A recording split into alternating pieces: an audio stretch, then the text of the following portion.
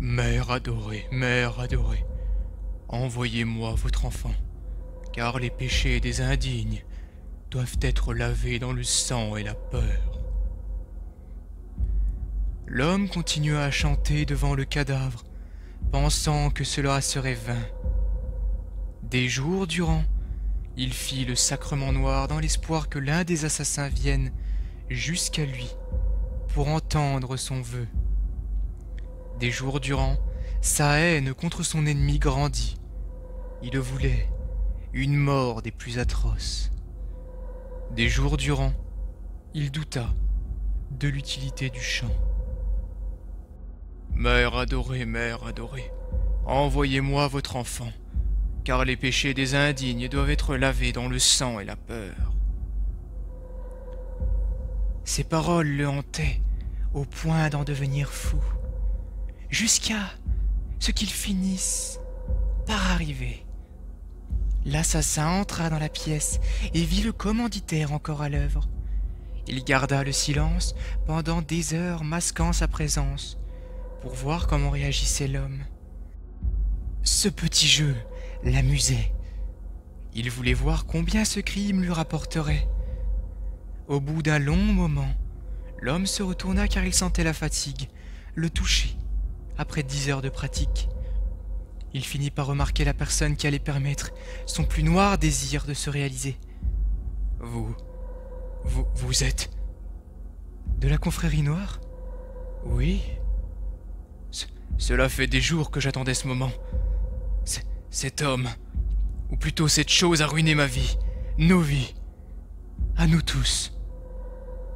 Je vous écoute. Le commanditaire avala sa salive afin d'entamer sa demande. Vous le connaissez tout comme moi.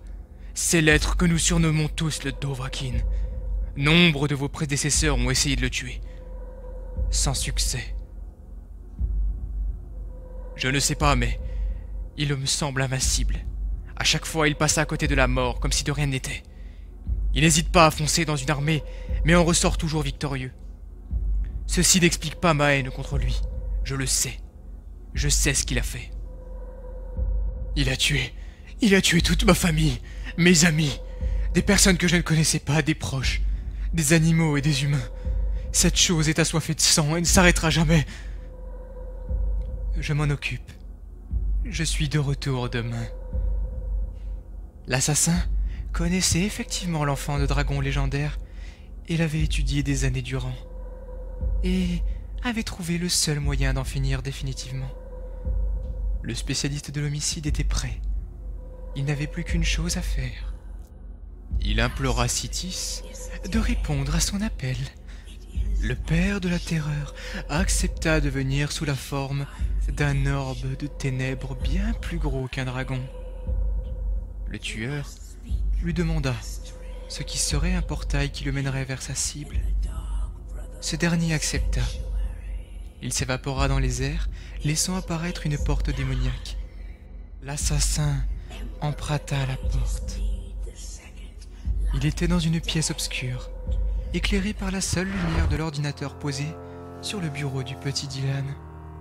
Il affichait une pause sur Skyrim, son jeu préféré. Il sortit sa dague favorite et l'imprégna d'un poison spécial de sa propre composition et frappa l'enfant endormi qui gémit de douleur, avant de finir sa courte vie. N'oubliez jamais, la confrérie noire honore toujours ses demandes, quelles qu'elles soient.